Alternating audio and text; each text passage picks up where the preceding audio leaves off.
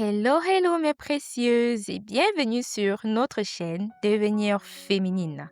Ici, nous parlons de tous les aspects de la féminité, de l'élégance et de la santé féminine. Alors, comme d'habitude, c'est avec un immense plaisir que je m'adresse à vous aujourd'hui.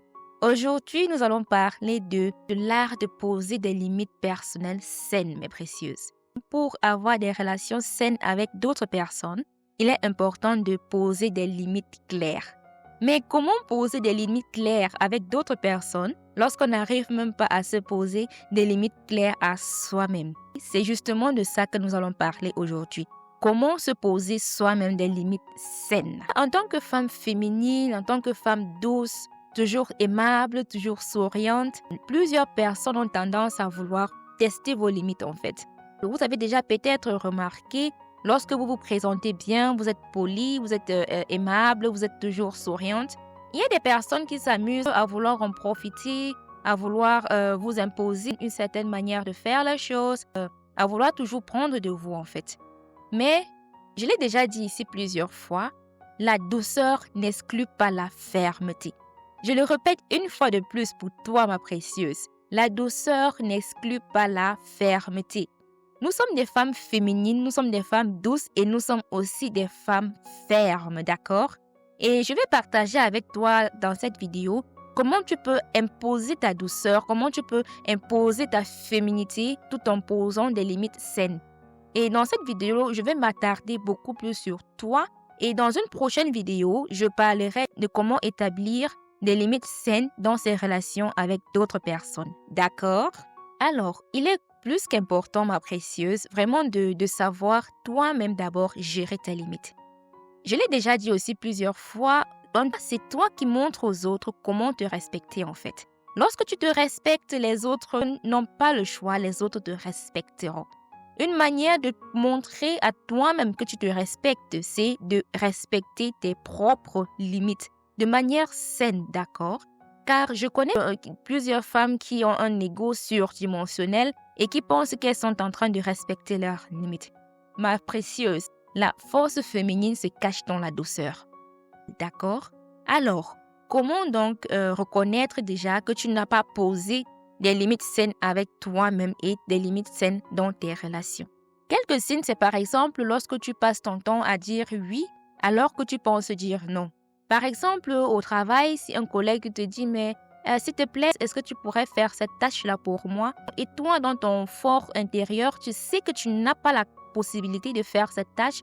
Tu es fatigué, tu as plein d'autres choses à faire. Mais c'est toi qui te retrouves à dire « oui, d'accord, je vais le faire, c'est pas grave » et ainsi de suite. Ma précieuse, une fois, deux fois, trois fois et après ça devient comme une habitude en fait. Tu laisses des personnes venir prendre de ton temps, venir prendre de ton énergie, parfois même venir prendre de ton argent, ma précieuse. Alors, si tu passes ton temps à dire oui, alors que tu penses dire non, alors c'est un signe que tu ne respectes pas tes limites, d'accord? Parfois, c'est même un signe que tu ne t'es même pas posé des limites en fait. Ok? Et là, vraiment, c'est un signe, c'est une alarme, ma précieuse. Si tu as l'impression que chaque fois, tu te sens obligé de dire oui pour plaire aux autres, pour éviter de blesser les autres, ma précieuse, et par la même occasion, tu te blesses toi-même, alors c'est un signe vraiment alarmant que tu n'as pas posé des limites propres, des limites saines. Ok? J'espère que je me fais comprendre. Un autre signe, c'est que tu culpabilises de décevoir les autres. Ma précieuse, il est très important pour toi de définir tes priorités. Dans une prochaine vidéo, nous verrons ensemble comment définir ses priorités. D'accord? Alors, parfois vraiment tu as besoin de dire non aux autres pour te dire oui à toi-même. Parfois tu n'as pas vraiment la possibilité d'aider les autres. J'aimerais que tu comprennes quelque chose, ma précieuse. Tu ne peux aider qu'en fonction de ce que toi-même tu possèdes comme capacité. Il y a un dicton populaire qui dit « La plus belle femme du monde ne peut donner que ce qu'elle a ». Ma précieuse, tu ne peux donner que ce que tu possèdes. Avant de donner de ton énergie, de ton argent, de ton temps, rassure-toi d'avoir d'abord autant de temps, autant d'argent, autant d'énergie déjà pour toi-même, pour ton propre bien-être, pour ton propre épanouissement, ma précieuse. Car figure-toi, ma précieuse, que Lorsque tu donnes en te drainant, lorsque tu donnes en t'asséchant, ma précieuse, tu ne pourras donner que sur un court terme. Pour pouvoir toujours donner aux autres, il faudra que tu aies toujours assez en ta disposition. Et pour avoir assez, il faudrait que tu continues de cultiver cela en toi, d'accord? Que ce soit ton temps, que ce soit ton énergie, que ce soit ton argent ou toute autre chose. J'espère que je me fais comprendre. Un autre signe que tu n'as pas posé de limites, c'est que tu te sens souvent vidé émotionnellement après certains échanges. Ah là là, ma précieuse, là vraiment, c'est l'un des signes les plus subtils. Car parfois, ça passe tellement inaperçu, mais tu te rends compte parfois que tu es devenu le bouc émissaire, tu es devenu la poubelle. Genre, toutes les personnes peuvent venir vers toi lorsqu'ils ont leur énergie négative, lorsqu'ils ont leurs problèmes négatifs qui ne te concernent même pas, et ils viennent vers toi pour déverser tout cela. Et là, ils se libèrent. À la fin de la conversation, ils disent « Oh, mais vraiment, tu es une bonne personne. Ça fait tellement du bien de parler avec toi. » Et pourtant, toi, dans ton intérieur, tu te dis « Mais qu'est-ce qui se passe? Je n'ai plus d'énergie. Pourquoi est-ce que je me sens mal? » Ma précieuse, ça passe parfois inaperçu. C'est souvent très subtil, mais c'est un signe vraiment alarmant que tu n'as pas posé des limites. Et vraiment, avec certaines personnes, tu as besoin vraiment de limiter tes temps d'échange. D'accord, ma précieuse? Et parfois, si quelqu'un vient te rencontrer avec des histoires, avec des commérages, avec des histoires à dormir debout, bref, ma précieuse, tu peux vraiment poliment dire à la personne, s'il te plaît, vraiment, j'ai d'autres choses à faire, c'est pas pour te blesser. S'il te plaît, vraiment, c'est un plaisir de parler avec toi, mais j'ai besoin de temps pour faire telle ou telle autre chose. D'accord? Alors, ensuite, un autre signe que tu n'as pas posé de limites, c'est que tu tolères des comportements que tu désapprouves intérieurement. Par exemple, dans tes échanges avec d'autres personnes, tu te rends compte, par exemple, que la personne est mal polie, la personne essaye de traverser tes limites, et toi, par fausse gentillesse, tu te dis, mais oui, je vais coopérer pour éviter de blesser la personne. Non, ma précieuse.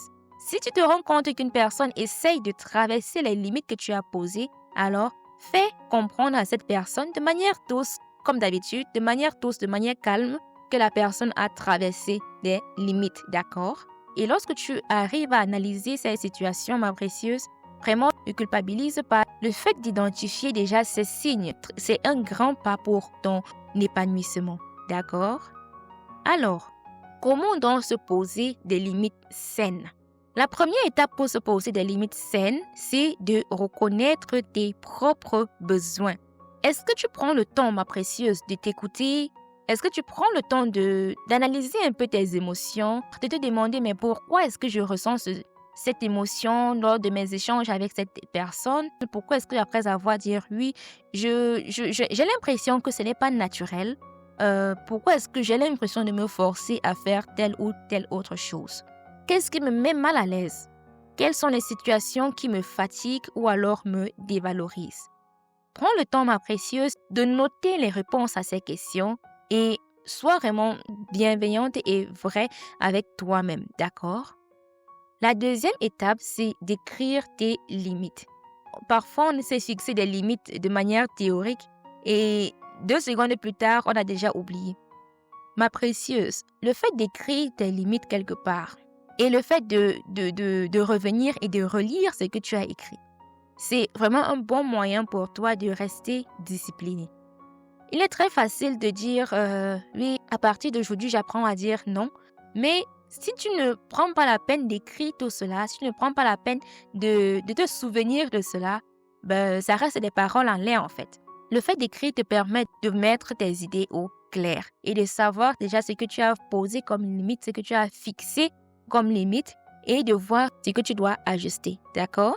Alors, le troisième moyen de poser des limites saines, c'est de communiquer avec bienveillance. Je m'explique. Par exemple, lorsqu'une personne te sollicite, alors que tu as déjà prévu quelque chose pour toi, par exemple, tu as prévu de prendre du temps pour toi, de te reposer, alors tu peux dire quelque chose du genre « J'ai besoin de temps pour moi ce soir ». Et tu dis cela accompagné d'un sourire bienveillant, d'accord?